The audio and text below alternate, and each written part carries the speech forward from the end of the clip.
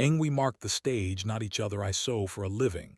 Measure twice, listen once, then make a decision you can wear. Cloth tells the truth if you press it right. My shop sits between a locksmith and a bakery. Our block smells like butter and second chances. I keep a chalk wheel in my pocket and a tape draped around my neck like a tame snake. Some days I fix hems. Some days I fix a suit a man bought to apologize better. My wife, Ivy, is a stage manager at the Hearth Street Playhouse, a small theater that survives on volunteers, donuts, and people who clap loudly enough to convince the lights they're appreciated. The night this starts, I'm resetting sleeves on a navy blazer when Ivy texts, "Blocking's going long. I'll bring home the good coffee if the bodega still loves me." Blocking, she told me when we were new, and I was arrogant enough to think I understood all nouns, is marking where people move so the story can walk without tripping. She showed me spike marks, little X's of gaffer tape, and I fell in love with the idea that truth has coordinates. The new director this season, Rowan, arrived with hair the color of cobblestones and the smile of a man who learned early that rooms prefer to look toward him. "He's kind," Ivy said on his first day, cautious the way professionals are when they're auditioning admiration. "He's a precision instrument. Also, he calls actors by their characters for too long. I don't get jealous of skill. I am, however, attentive to men who wear charisma like an untucked shirt." 2 nights into rehearsals, our shared card pinged with a double charge from the Playhouse bar next door, 2214 and 2303.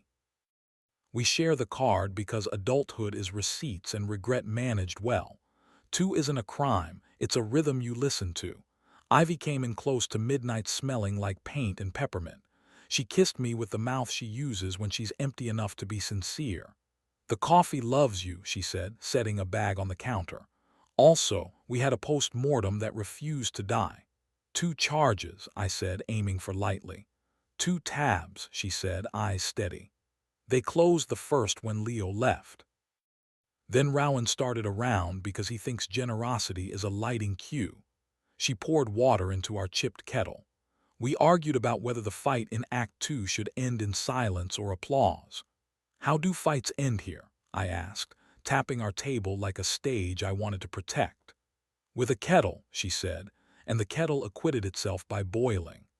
A week later, the theater streamed a donor rehearsal because someone promised a behind-the-scenes and forgot that scenes behind the scene are still scenes. I watched on my shop computer while hemming a wedding dress with a temperament.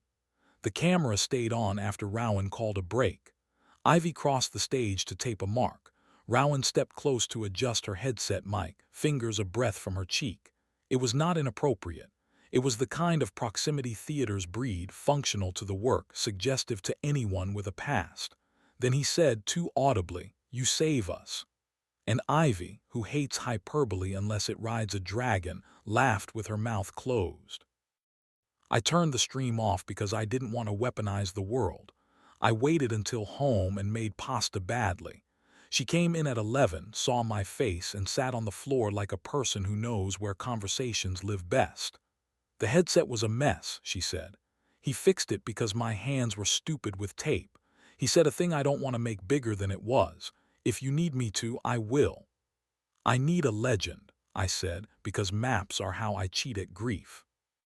I pulled a roll of white gaffer tape from the drawer and laid a strip on the table. On it I wrote with a Sharpie. 1. No uninvited closeness, even when the room trains you to accept it. 2. No private notes after 11. If the scene needs surgery, schedule it in light. 3. If the floor tilts, we say hold like the stage call and mean it. She read it, kissed my temple, then added, 4. Names belong in sentences. If someone enters our story, they get letters, not shadows. We stuck the strip to the inside of the mug cabinet where the cups could eavesdrop without gossip. I met Rowan 2 days later because the costume designer broke her wrist on a curb that thought it should be stairs. The producer asked if I could help with alterations for a week. Theater money is polite but small. I said yes because, Love ignores spreadsheets when art's in the room. I brought my travel machine and a basket of thread that knows how to keep a job. Rowan found me measuring an actor who kept apologizing for existing.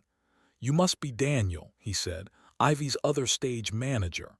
He offered a hand that felt like someone had taught it dramaturgy. "We're lucky to have her." "You are," I said, not adversarial, not adoring. "She can put a storm on tape and make it behave." He grinned. "She already has." He meant gaffer lines on the floor. I let him mean other things less. During break, Ivy sat on a road case scrolling through her script, frowning the way she frowns when time refuses to negotiate. Rowan hovered. I saw him hover and I saw her look up without flinching. "We need a temp plant for the living room," he said to her. "Can the props budget pretend we own a fern?" "Ask Leo to beg the thrift store," she said. "They like us when we pretend couches have feelings." He laughed and walked away at the right angle. I exhaled like a man who has held his breath without filing a report. You might be waiting for the scene where someone fails spectacularly. I don't have one. What I have is smaller and, to me, scarier. A succession of almosts. A director with good intentions and worse instincts. A wife whose competence invites proximity. A husband who remeasures a hem because certainty is not his native fabric. The night of tech, the lights decided to become poetry and refused to be precise. Ivy called hold 5 times in an hour with the hand that can stop a hurricane. Rowan rubbed his eyes like a person trying to dial a calmer weather. At 12:06 a.m., the bar next door became a church for exhausted people. 2 charges hit my phone. I walked over because I had a suit to drop off anyway, and because I wanted to see the room ask for mercy in person. The bar was half testers' laughter, half obituary. Ivy stood with Leo and 2 actors, hair up, sleeves pushed, the kind of beautiful nobody frames because it starts arguments. Rowan leaned against the jukebox, choosing silence every time the machine begged for a song. I slid the suit bag onto a chair, kissed Ivy's cheek in public, and said hello like a man invited. "Daniel saves dresses," Leo said, drunk on gratitude. Rowan raised his glass to me without smarm. "You met him," Ivy said. "He knows where the plant will come from." "Thrift store," he said, chastened by competence into kindness. "I'll bring donuts for penance." He turned to the room. "No afters tomorrow. Work ends at midnight. I'm not asking, this is a tape mark." He caught my eye and nodded like a person who can learn choreography. When we got home, Ivy put her script on the table the way you put a sword down without the war noticing. We ate toast because it forgives the hour. "Did it help," she asked, "to be in the room?" "It helped to see how tired everyone is," I said, "and how careful you are when you're tired." "Careful is my talent," she said. "Drama is my hobby." Then, softer, "Thank you for the tape rules. They make me feel less like I'm stealing from you when I'm saving a show." Opening week arrived with tulips that wanted to be better at posing. I pinned a hem on a suit jacket for the lead and pretended not to hear his panic about vowels. Ivy moved through the building like a conductor who'd chosen traffic instead of violins.